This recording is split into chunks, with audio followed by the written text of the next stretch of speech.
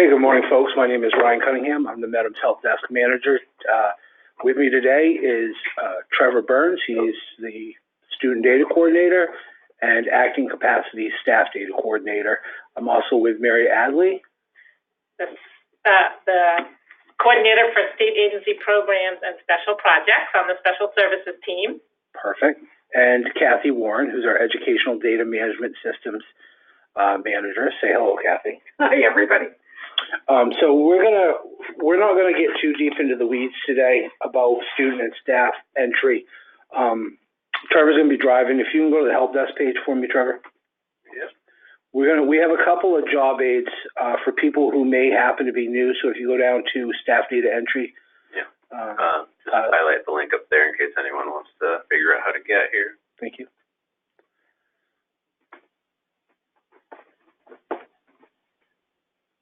So if you are brand new to being tasked with entering in staff to Neo Staff module, this very first link up there, if you can put your arrow on that, right there, that's a perfect day one job aid for somebody who's brand new to entering in Neo Staff.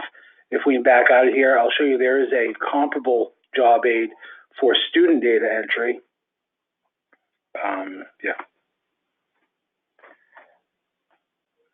No, it's synergy instruction. Let's go back. First time. Yep.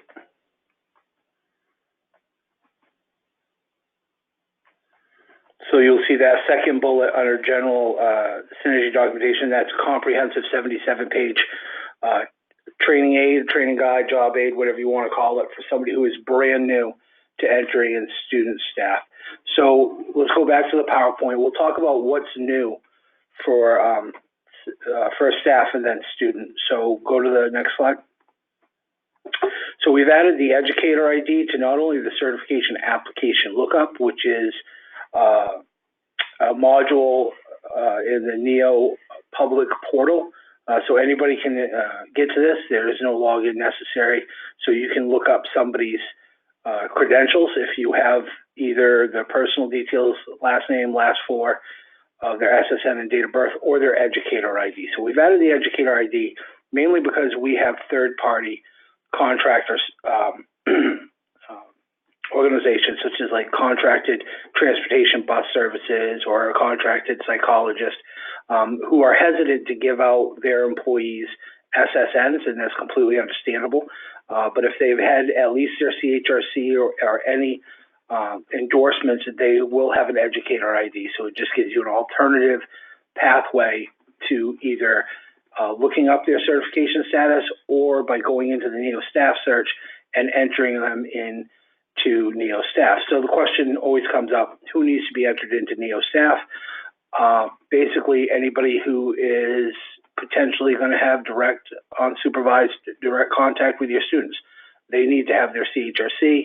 We need to know that they are working in your school, and so this is how we go about doing it. We have two new positions. Next slide, Trevor. Oh, wait, we'll cover this one first. So private schools, SPPS is included, obviously, are no longer required to enter staff FTEs or salaries. So we never really meant to collect it, but the system wouldn't allow you to save a staff assignment without having at least a minimum salary of 100 and a minimum FTE of 0.1. The problem was when we went and ran our averages, that was drastically skewing our results. So it wasn't helpful for you, and it wasn't helpful for us, so we've gotten rid of it. So next slide, Trevor. We have two new positions, and I'm not sure if this is going to pertain to SPPSs, but I'm going to throw it out there anyway. The first one is a JMG Skills Instructor. This is a contracted staff member employed by Jobs for Maine graduates. The reason we added this position is because people who had these skills instructors in their schools didn't know how to enter them, so they'd enter them in as a classroom teacher. These positions are not required to have a professional license or a certification endorsement, so they were coming up in violation when they were reported out incorrectly as classroom teacher. So we have given you an actual position to put them in. Next slide. Sorry. Let me. Okay. The second one is visiting teacher. This is a visiting teacher from another country who is part of like a sister school exchange. They're authorized to act as an adjunct. They're not required to have a professional license or certification or endorsement. Again, people didn't know how to put them in there. They were putting them in as classroom teacher. They were coming up in violation because they didn't have the proper endorsements. So that's why we have those two. So I believe, Trevor, we have a question? Yep, we have a question coming from Lynn.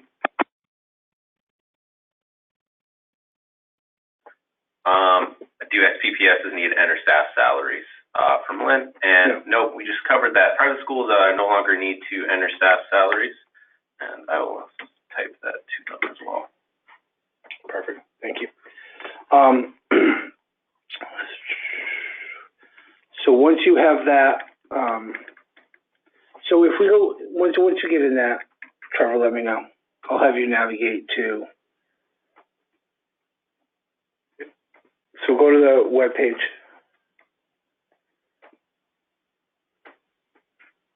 And go to the, yep,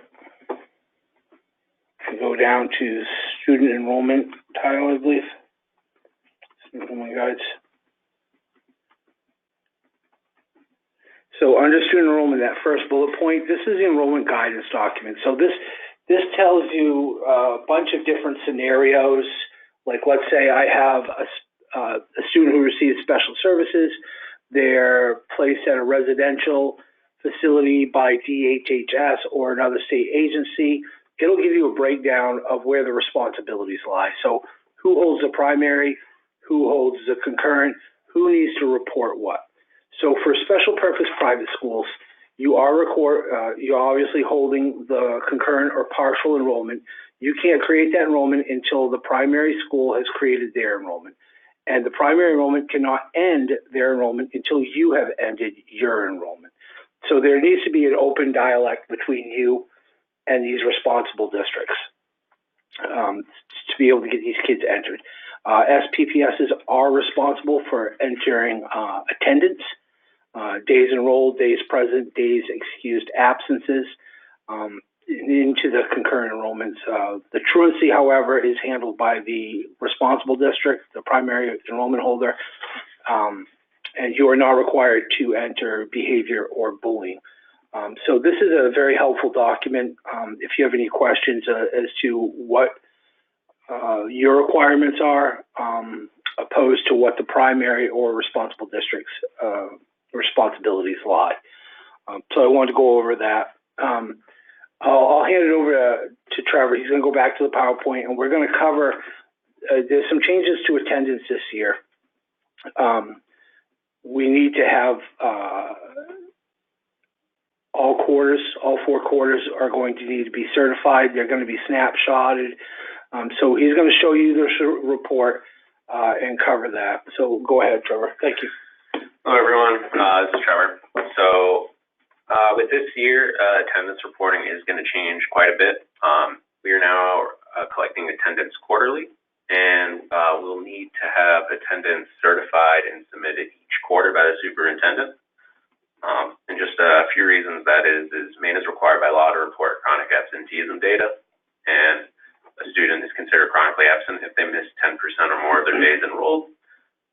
There are a few exemptions from this scenario, whether the student has less than 10 days enrolled or they're in grades PK. These students cannot be counted as chronically absent. They're exempt from that. But as far as the way this report is going to look this year, this is what it's going to look like. For this example, we're looking in quarter 2. So as you can see, this is our report for quarter 2. We have it broken down by our elementary school and our high school. And we have aggregated days for all the students in that school. If we have a specific student we want to look at, see what their days are, we can just go to the student details link over here under navigation. Some few things to note, though, in this report is we have the number of excluded students for you, which is just the number of students who are excluded from that chronic absenteeism calculation, the number of students you have who are marked as chronically absent, and just a percentage of the student body who's chronically absent. One important thing to note when you're doing this report is this counting complete records. If you have any incomplete records, you won't be able to certify this report, and An incomplete record is just a student who has no attendance information entered for them. It's blank. This comes up a lot where students have one-day enrollments, where schools don't enter their attendance because the student was only there for one day. The system will still need to see either 0 or 1. It just can't accept blanks. So they will need attendance entered for them. But I can show you how to locate that student in a bit, but you'll just use that student details link next to the incomplete record you're looking for. Looking down at the bottom of this report, we have a year-to-date summary. This is just an up-to-date summary of your attendance throughout the year up until this quarter. So as you can see, up here we have 13,260 days present at our elementary school.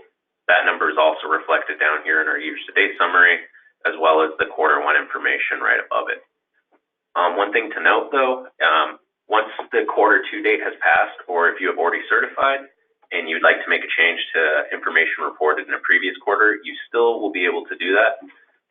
Once the date has passed, moving on to the next slide, as you can see down here, this year-to-date summary still updates. So if we had certified up here, that 13,260 days present we certified is still there. However, the new amended days presence we've added is down here at the bottom with 13,860. So it will show you the number you certified and the number you've later fixed to.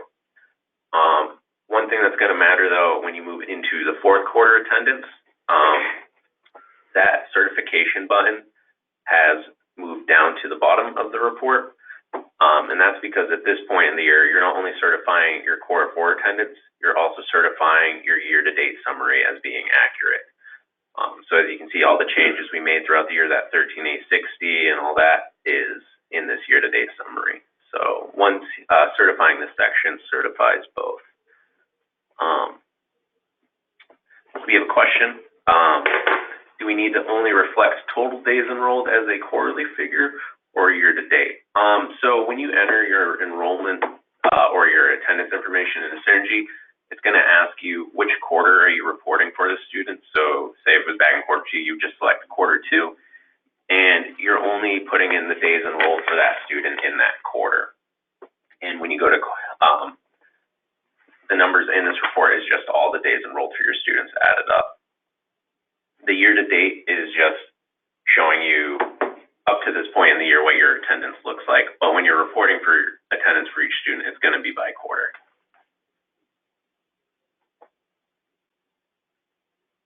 And yeah, so as far as locating those incomplete records, if you're running into an incomplete record that's stopping you from this report, you'll just click that student details link. It'll pull up a report like this where you'll see all your students.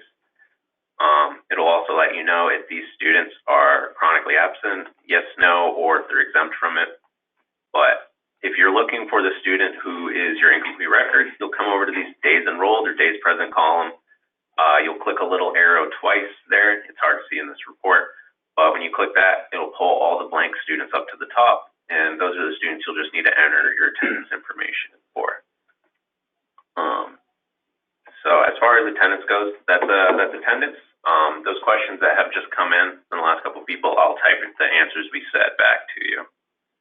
I've gotten conflicting advice before about ESY summer school. Do we need to enter this in? So summer school, we don't track summer school. We track ESY though. ESY. They're two different things. Okay, yeah. So ESY, basically you have to wait for the new year rollover to occur so that the primary / responsible district can enter in the primary enrollment before you can enter in your concurrent. So even if they're there on 7/1 and you want to put in that concurrent, you're just going to have to hold off until the new year rollover process has been completed because that primary enrollment cannot be created by the responsible district until that has occurred. Again, you need to be collaborating with the primary enrollment holders so that they'll inform you and let you know when that primary enrollment is in there, and then you can go in and put in that 7/1 start date. But as far as summer school goes, we don't track that. Right. And there's another question I think you skipped over there, coming from Lynn, saying, thank you. There's always confusion as to whether we fall under private schools, 60% funded, or SPPS. It seems like we fall under different categories for different things. You are an SPPS. I'm speaking to this individual specifically. You are an SPPS. There is a lot of confusion with that. So a private school is strictly that, a private school, like Bridgeton Academy is a private school.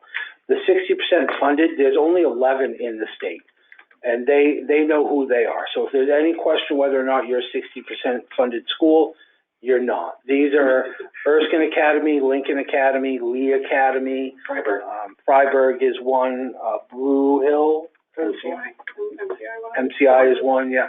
So basically these were established years and years ago, and they have to have at least 60% publicly funded kid. In all reality, they're well above 90% publicly funded. But again, if you're 60%, you know you're 60%.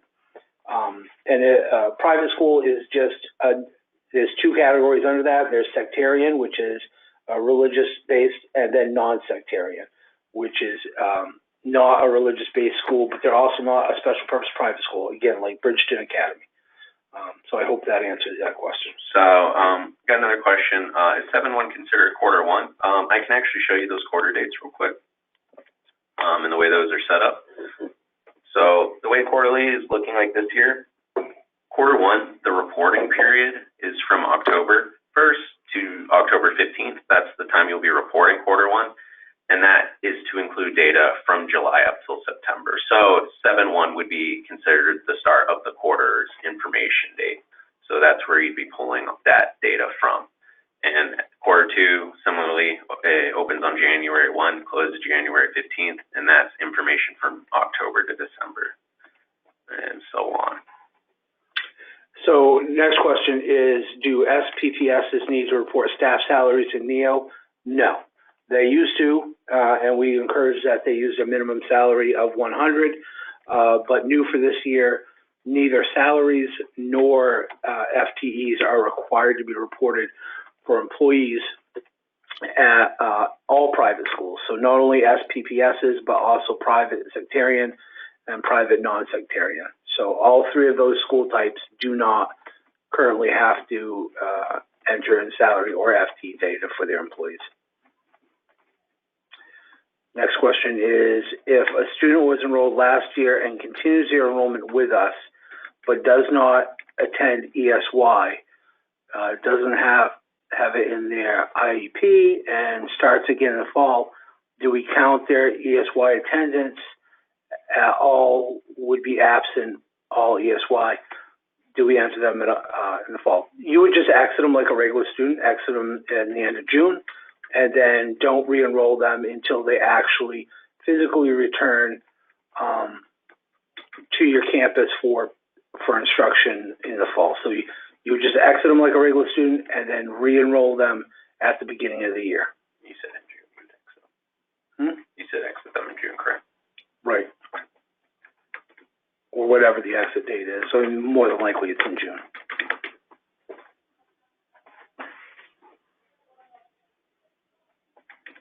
So I think that's all we had to present.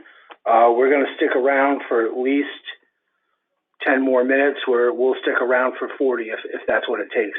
But feel free to enter in your questions, and we'll answer them. We are recording this. This will be posted on the help desk page. There is a tile called Webinar and Presentations. So this will be posted eventually. It won't be posted today, but it should be posted in the next week or two to that page. As well as there'll be an FAQ that's attached to this. This is all your questions, all your answers will be put into an FAQ that you can use as a repository for future knowledge base.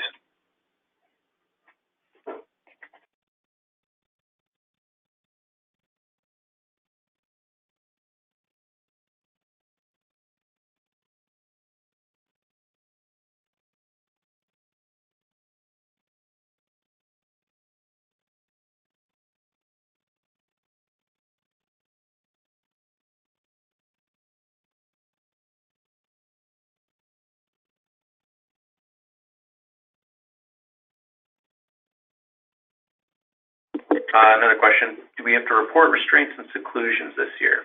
Yes.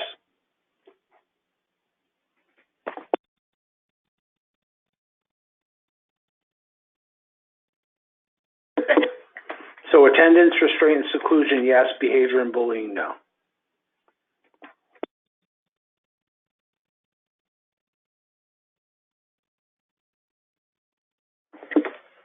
So follow-up to that is quarterly or annually. There's only one report. It's an annual report. I believe it's in early August is the due date. Maybe late July. I don't rightly recall right off the top of my head. But it is a yearly report. But I would strongly encourage you to report that as it happens, because, you know, as much detail as possible is what we're looking for. So, I mean, if you just jot down some notes and put it into a folder in November and then try to recall the details of that incident in July, that's going to be difficult on you. So we would just encourage you that you enter the incidents in a timely fashion so that we can get as much detail as possible.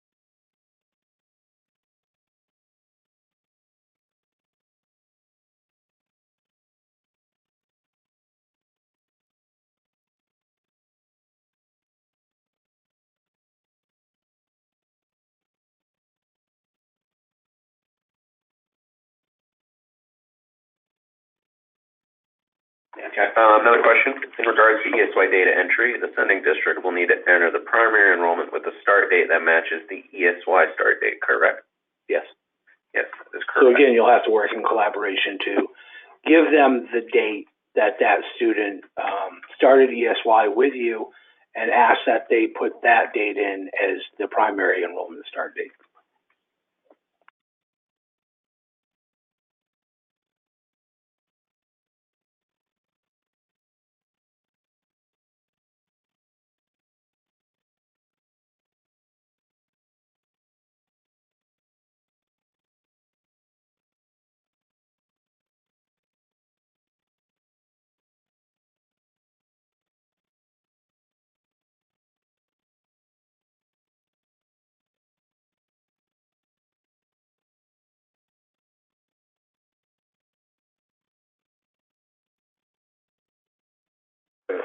So, slowing down here with questions, we'll leave it open for a few more minutes. If anyone has any questions they'd like to ask, just use the questions module in your GoToWebinar app on the side.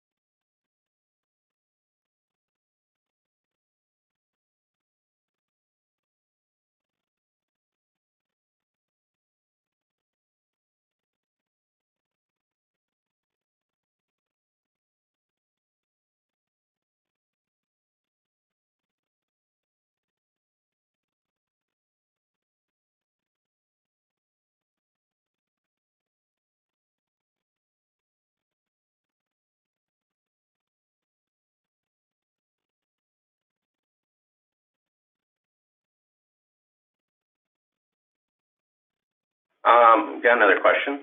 Students have varying ESY programs, some 3 days a week for 6 weeks, some 5 days a week for 10 weeks, etc. Depending on their needs, this will certainly skew our attendance data when we report. How is this usable information? So attendance is reported per student. So if the student's plan is to be there for 3 hours, 3 days a week, and they're there for the 3 hours for the 3 days, then they're in attendance and enrolled for those 3 days. So it's not like you'd say, well, they're enrolled Monday through Friday, so they're enrolled 5 days, but they're only present 3 because that's all they're scheduled for. No, they would be enrolled for 3 days. So it's per student. Not every student is going to be on a 5-day schedule. Not every student is going to be there for 3 weeks. Some may be there for 6 weeks. So it's student by student basis. So as long as they're present when they need to be present, then they're present and enrolled for that day. Now, if they have a 4-hour instructional day, and they're there for 2 hours and leave, they're present. Anything over 50%, they're there for the day. It's a 1. They're present. Anything less than 50%, then that is considered an absence.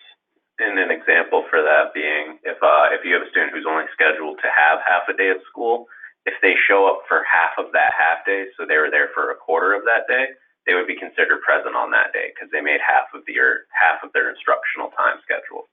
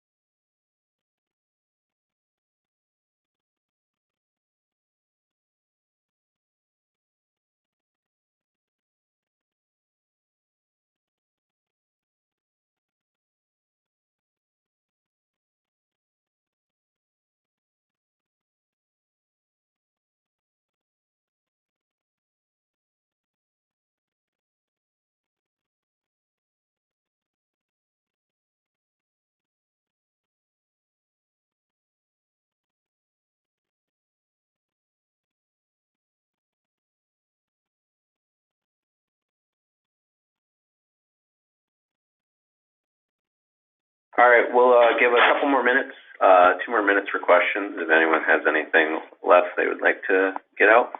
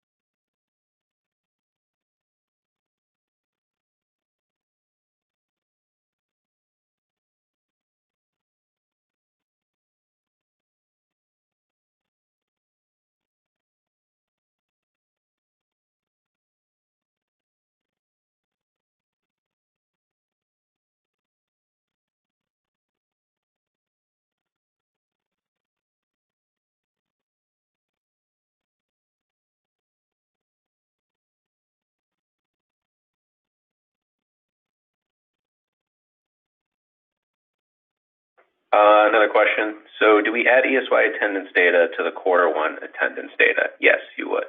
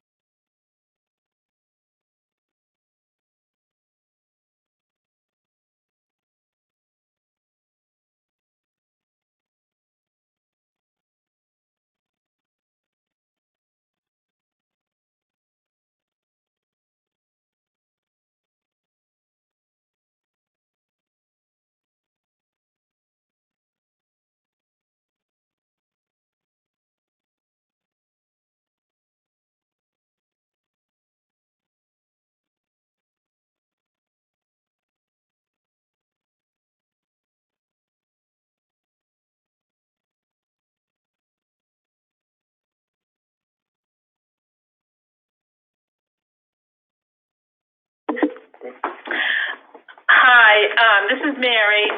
Regarding the most recent ESY question, I just want to make sure folks understand that after I joined the department a couple years ago, I was working with an SPPS that had ESY that started in June, and the guidance given to that SPPS was to change the schedule of ESY because the intent of it, the legal intent of extended school year services, is to prevent regression of skills. And when the school year ends and extended school year services start the following week, that's not the intent of what that particular service is for students with IEPs. And so to get to the question, typically, ESY programs are provided during the months of July and August, and so the first quarter data would be reflected in that kind of a schedule. So with that being said, we'll leave it open for a few more minutes. If anybody wants to add a question, comment, or concern in regards to that.